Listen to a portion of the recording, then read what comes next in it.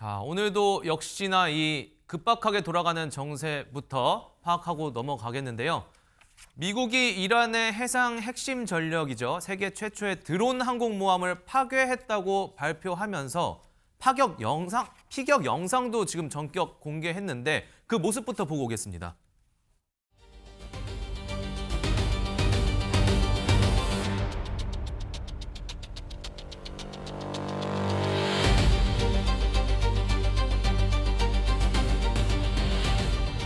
Our strikes against the Iranian Navy have intensified.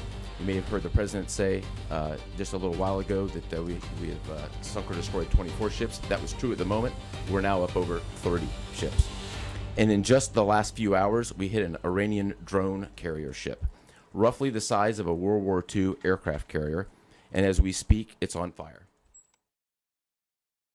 자, 김묘성 기자님, 또 이렇게 보다시피 중동 지역 긴장감 계속되고 있어 보여요. 네, 그렇습니다. 미국, 이스라엘, 이란, 중동 곳곳에서 일주일째 전쟁을 이어가고 있습니다.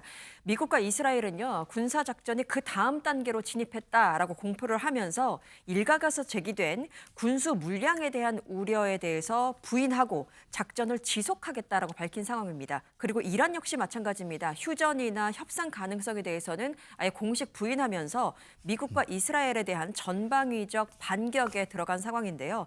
자폭 드론부터 극초음속 미사일까지 하나 둘씩 퍼붓기 시작했습니다. 관련 영상이 준비된데 영상 보시죠.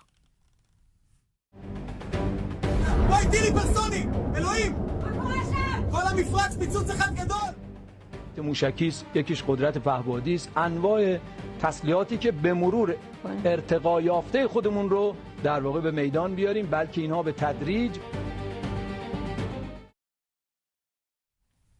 자, 최진봉 교수님, 지금 이란도 맞서서 공격하는 모습을 볼 수 있는데 이러면 사실상 확전되는 거 아닌가요? 그럴 가능성이 있죠. 무력 충돌이 지금 확산되고 있는 상황이라고 말씀드릴 수 있을 것 같습니다. 엄청난 속도로 내리꽂히는 미사일 보셨을 텐데 이란이 사용하는 미사일이 마하 10 이상의 속도로 목표물을 타격하는 미사일입니다. 이란의 극초음속 미사일 파타흐라고 하는 미사일로 추정이 되는데요. 이 극초음속 미사일은요, 속도가 너무 빠르고 방향도 불규칙하게 바뀐다고 합니다. 그러다 보니까 이스라엘의 삼중 방공망도 요격이 어렵다는 평가를 받고 있는 미사일이고요. 반면에 이란의 자폭 드론은 반대로 너무 느리다고 그래요. 그래서 미국이 골머리를 앓게 되는 무기가 되고 있다고 합니다. 왜냐하면 이 쏟아지는 이란의 자폭 드론에 주변 아랍 국가들이 요격 무기를 빨리 공급해달라고 요구하고 있다. 왜냐면요, 요격 무기가 너무 많이 빨리빨리 소진이 되는 거예요. 그러니까 자폭 드론은 조그만데 그걸 맞추기 위해서 패트리엇이나 이런 큰 무기를 써야 되잖아요. 근데 이 패트리엇 무기 같은 경우 미사일이 제한돼 있거든요. 갖고 있는 그 재고량이. 그러다 보니까 빨리빨리 좀 공급해달라. 아니면 드론으로 공격해오면 그 나라가 침공을 당하고 폭격을 당하는 거 아니겠어요? 그래서 미국이 지금 요청을 하고 있는 상황인데 미국도요, 우크라이나에 드론 요격용 드론이 있다고 그래요. 그러니까 우크라이나가 러시아하고 전쟁을 하면서 드론을 요격하는 드론을 또 개발했나 봐요. 요거를 수입하려고 지금 노력을 하고 있는 상황이고 전파를 방해할 수 있는 제밍 시스템 구매 검토에도 나선 것으로 나타나고 있어서 아마 우크라이나로부터 전쟁에 사용되는 이런 드론이나 아니면 제밍 시스템을 구매하는 그런 전략을 쓸 가능성이 있다고 보여집니다. 자, 일단은 빨라야만 되는 줄 알았는데 느려서도 요격하기 힘든 것 같아 보이고요. 자, 근데 안진용 기자님, 그렇다면 이게 전쟁 장기화 될 수도 있어 보입니다, 지금 상황상. 그렇다 보니까는 미국 내에서도 이 전쟁에 반대하는 목소리가 점점 더 커지고 있습니다. 미국 해병대 출신 정치인이 있는데 관련 청문회에서 반전 목소리를 냈다 끌려가는 일이 있었습니다. 그 모습이 온라인상에서 화제를 모으고 있는데요. 그 모습 저희가 영상으로 직접 준비했습니다. The war for Israel.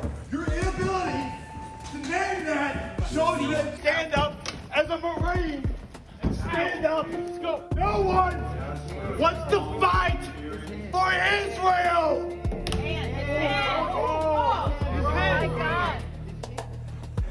Palestine will be free. Oh my God, they broke his arm. We just witnessed a Marine veteran interrupting the hearing, and they broke his arm. What? No, we do not support Israel.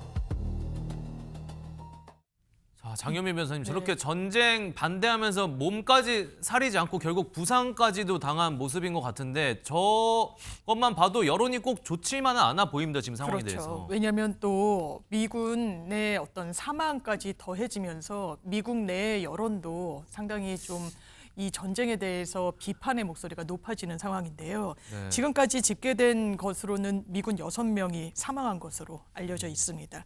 그러니까 미국 내 일각에서는 어떤 주장이 나오냐 하면 도널드 트럼프 대통령에겐 자녀가 여러 명이 있잖아요. 근데 이제 군복무가 가능한 자녀로는 이제 막내인 배런 트럼프가 있다라는 여론이 나오면서 이 배런 트럼프의 얼굴에 군복을 입은 사진을 합성을 하고 군대에 보내라. 이런 여론이 힘을 얻고 있는 거예요. 네. 이 모습은 AI로 생성을 한 그런 이미지, 합성 이미지 사진들인데요.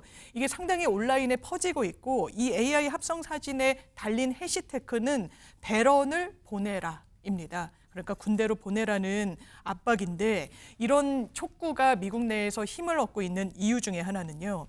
일단 트럼프 대통령의 발언에 대한 반발 성격이 있습니다. 트럼프 대통령이 최근 온라인에 한 영상을 올렸는데 일단 미군이 사망하고 이 다치는 부분에 대해서 슬프지만 이번 전쟁이 끝나기 전에 더 많은 미군의 희생이 있을 것 같다. 전쟁이란 게 원래 그렇다. 이런 발언을 한 부분에 대한 반발 성격으로 보입니다.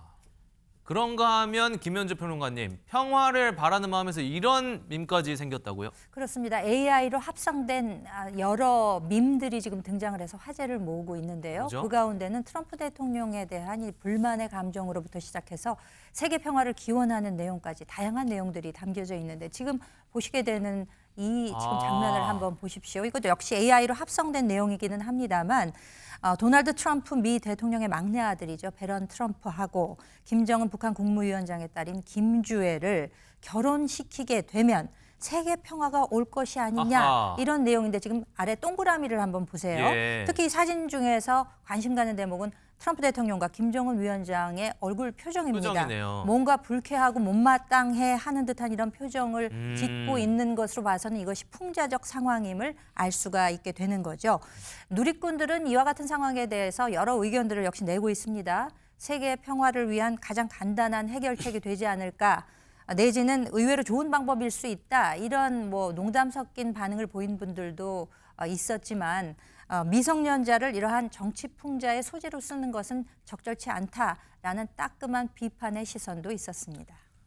자, 김묘성 기자님, 일단 확실한 건 현지 상황이 굉장히 좋지 않다는 거고요. 자연스럽게 우리 교민 걱정할 수밖에 없겠죠, 지금 또. 네, 그렇습니다. 폭탄이 쏟아지는 그 중동 지역에서 얼마나 공포에 떨었을까요? 우리 교민들 그리고 여행객들이 속속 귀국하고 있다는 소식 많은 분들이 접하셨을 겁니다.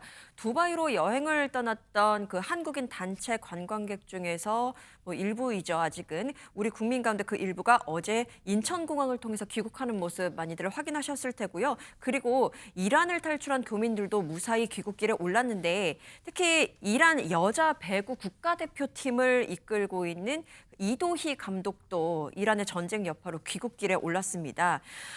그리고 이렇게 귀국하신 분들의 이야기를 들어보면 사실 그 땅을 벗어났다고 해서 바로 공포가 사라진 건 역시 아니더라고요. 공포는 귀국길을 계속 따라왔다라고 하는데 일단 미사일은 계속 쏘고 있고 가다가 잘못되는 것은 아닌지 또 귀국 비행기에 올라탄 뒤에도 그 공포는 여전했다고 이야기를 전했습니다. 네, 저희가 어제도 한 차례 귀국한 여행객들 인터뷰 보내드렸었는데요. 추 이후에 다시 또 귀국한 인터뷰까지 저희가 준비해봤습니다. 보고 오시죠. 예, 여기 자면서 뭐 폭탄 소리, 그래서 뭐 잠을 못 자는 직원들도 있었고 좀 심리적으로 좀 불안이 있었습니다. 예. 한국에 있는 가족들이랑은 이제 통신망이 주절돼 가지고 연락이 잘 안 됐었고 이란 정부에서 이제 통신망을 차단해 놔가지고 거의 아무것도 안 되는 상태라고. 지금 뭐 돈이 문제가 아니라 비행기표가 없어서 난리. 1인당 300만 원이에요, 편도가. 근데 그것도 없고 난리고요.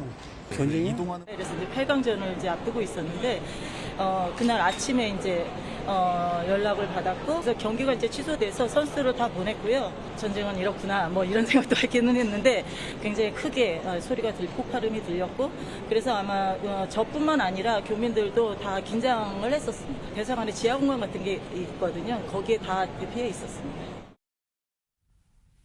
네, 안전하게 귀국한 일단 여행객들 참 다행이고요. 추가로 조금 뒤 오후 7시 반이죠. 우리 국민 태운 여객기가 또다시 인천공항 도착할 예정입니다. 자, 속속들이 들어오고는 있는 모습인데 안진용 기자님.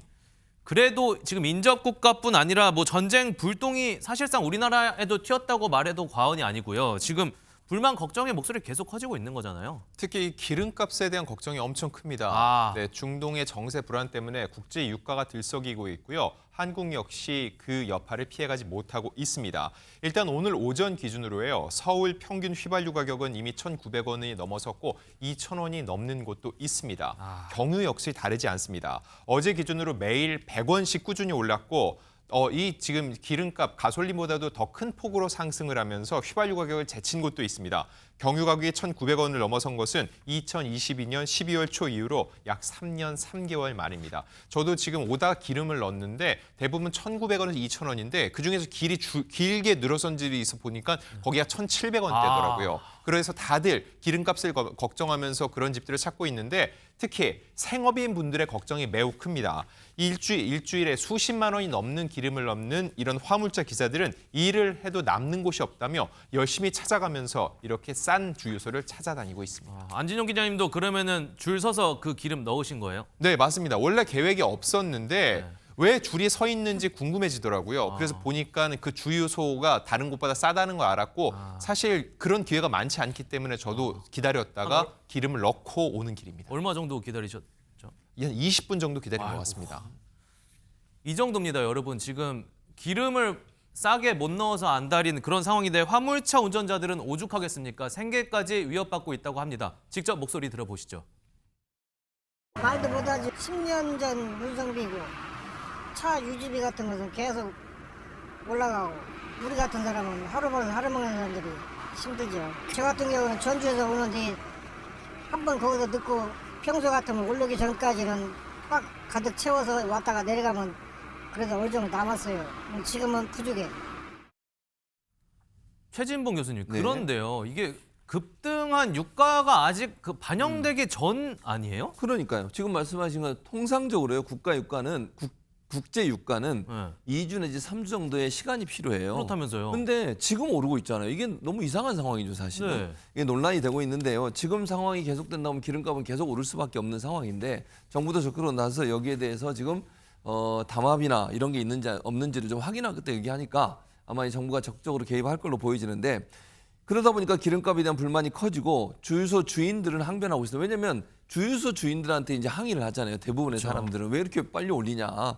그런데 주유소 주인들은 뭐라고 그러냐면 정유업체로부터 공급받는 단가 자체가 휘발유는 300원 그리고 경유는 500원 이상 크게 올랐기 때문에 가격을 올릴 수밖에 없었다고 지금 항변하고 있습니다. 제가 하나 말씀드리면 제가 네. 그래서 기다리다 물어봤어요. 네. 왜 여기는 더 쌀 수 있냐는 했는데 방금 교수님이 말씀하신 그 얘기를 하더라고요.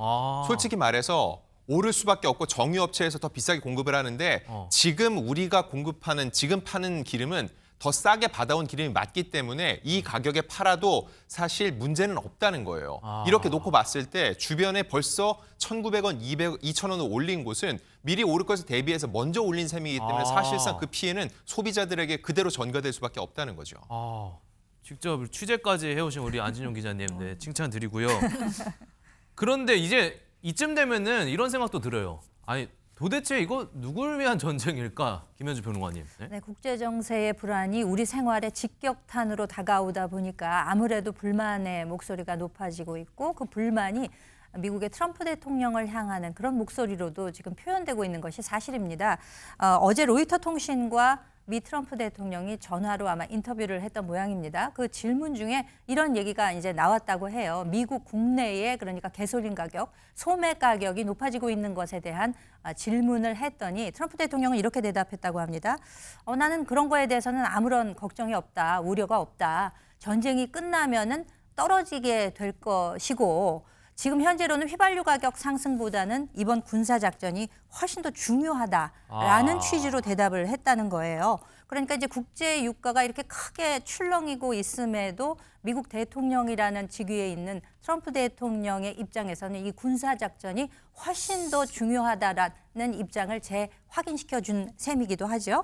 그러니까 트럼프 대통령의 이런 태도, 이런 발언에 대해서 정말 여러 가지 면에서 직격탄을 맞고 있는 국가들, 그중에는 우리나라도 예외는 아닙니다. 그런 국민들에게서 여러 쓴소리가 나오고 있는 것도 현실이라고 지적을 하겠습니다. 네. 자, 어느덧 미국이 이란을 공습한 지도 일주일째 접어들고 있습니다. 지상전으로까지 본격적으로 확대가 되는지, 전쟁이 장기화에 접어드는지 등 이번 주말에도 예측 불허의 세계 정세 계속 지켜봐야 하겠습니다.